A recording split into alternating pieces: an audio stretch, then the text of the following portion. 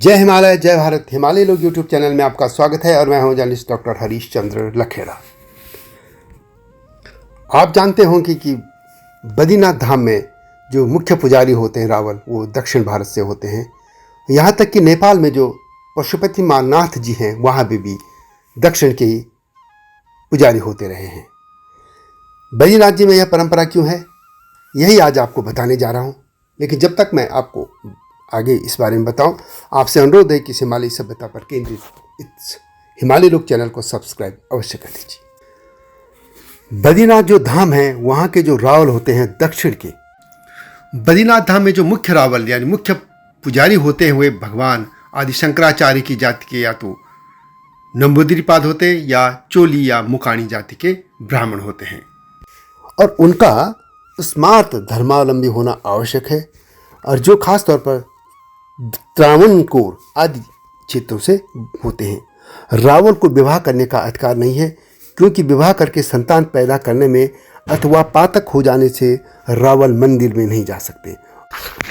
भगवान बद्रीनाथ की मूर्ति को रावल के अलावा कोई अन्य छू नहीं सकता है, सिर्फ रावल ही उसको छू सकते हैं। प्रातःकाल मूर्ति का पूजन होता है और सायंकाल आरती उतारी जाती है। इसी तरह जो सहायक रावल भी होते हैं, वे भी इन्हीं जाति होते हैं, क्योंकि वह रावल का उत्तराधिकारी होते हैं और रावल को शिष्य रखने का कोई अधिकार नहीं है। रावल और सहायक रावल का वेद पढ़ा हुआ होना आवश्यक है। इससे मूर्ति पूजन अर्चन या वैदिक विधान से होता है। रावल और सहायक रावल की नियुक्ति टिहरी नरेश की जो दरबार से होती थी पहले, ये मैं आज़ादी से पहले की बात कर रहा हूँ। बाद में मंदिर समिति बन जाने के बाद कुछ और इसमें प्रथा हो गई। रावल और सहायक रावल का जो है, पहले रावल को जो है दरबार में तिलक खिल्लत और सनत मिलती थी, और रावल दरबार को भेंट नजराना देता था, और रावल का मंदिर के इंतजामी अधिकार पूरे होते थे। किंतु कभी कभी रावल की अयोग्यता से दरबार से मैनेजर भी नियुक्त किए जाते थे। यानी मैं बात कर रहा हूँ जब यहाँ पे गढ़ नरेशों का के तहत उस मंदिर का संचालन होता था। मैं आज की बात नहीं कर रहा हूँ, मैं सिर्फ इतिहास के पन्ने खंगाल रहा हूँ, आपको सामने रख रहा हूँ। अब सवाल है कि दक्षिण के पुजारी क्यों होते हैं। भगवान शंकराचार्य, आदि शंकराचार्य, एक महान योद्धा, एक महान धार्मिक योद्धा, जिसने मात्र 32 साल की उम्र में ही दिग्विजय पूरी कर ली थी यात्रा, और उनकी एक यात्रा मात्र से पूरे भारत खंड के बौद्ध धर्म यहाँ से गायब हो गया था। बौद्ध धर्म का वह रूप नहीं रह गया था जो भगवान बुद्ध ने रखा था। बौद्ध धर्म में बहुत सी कुरीतियाँ और उसमें झाड़ू किसी तरह के तंत्र मंत्र आदि घुस गए थे। आप जानते हैं कि आदि शंकराचार्य जी की जो समाधि है, या वो चिर निंद्रा में कहाँ विराजमान है, केदारनाथ जी में। तो अब बात करते हैं कि ऐसा क्यों है कि वहाँ साउथ के ब्राह्मण ही आते हैं। आदि शंकराचार्य केरल के थे, आप जानते हैं, और उन्होंने अपने 4 मठ जो बनाए थे, उनमें से एक मठ जोशी मठ में है, जिसको ज्योतिर्मठ भी कहा जाता था। और बद्रीनाथ धाम में उन्होंने जो मूर्ति बौद्ध वहाँ पे एक तालाब में फेंक गए थे, उनको वहाँ से लाए थे और उनका पुनर्स्थापन किया था। उसके बाद उन्होंने जो मंदिर की जो पूरा अर्चना जो थी, वहाँ पूजा प्रबंधन जो भी था, वो इसी मठ को सौंप गया था, और उनके समय से ही जो पूजा अर्चन का प्रबंध था वही चला जा रहा था। शंकराचार्य जी नंबूदी जाति के ब्राह्मण थे।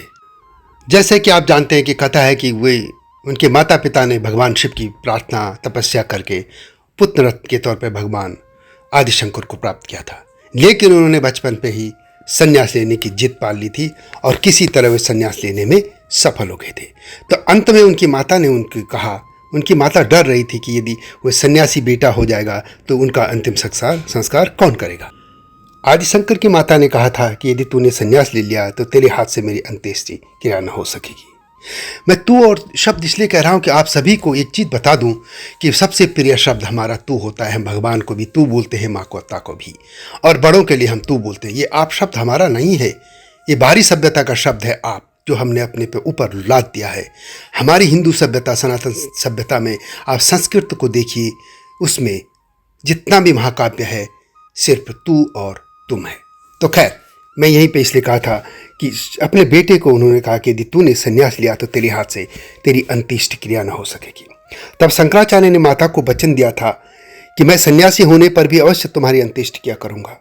माता की मृत्यु पर उन्होंने ऐसा किया था।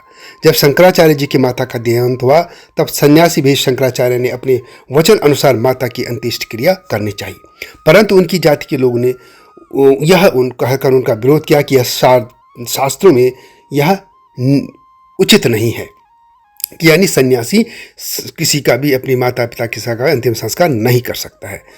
इस पर शंकराचार्य जी ने माता की शब्दाह क्रिया अपने हाथों अपने ही आंगन में कर दी थी।